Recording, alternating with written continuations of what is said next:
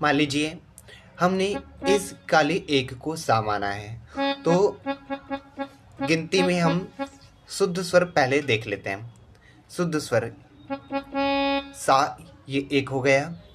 फिर उसके बाद ये दूसरा छोड़ देते हैं, ये तीसरा रे।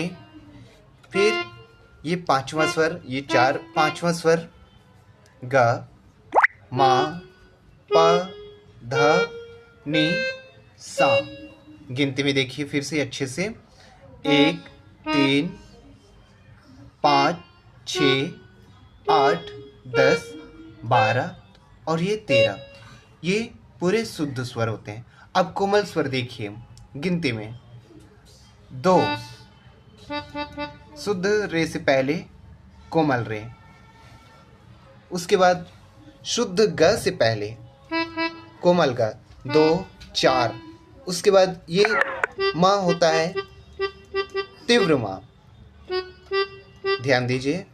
और शुद्ध धा से पहले कोमल धा, इसका नंबर होता है 7, 7 कह रहा हूँ, 9 है ना।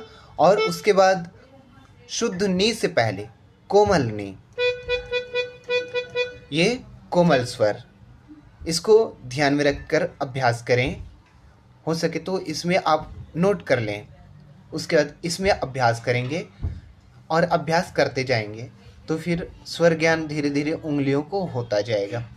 इसको अभ्यास करने के बाद मैं आगे का वीडियो बताऊंगा, ठीक है।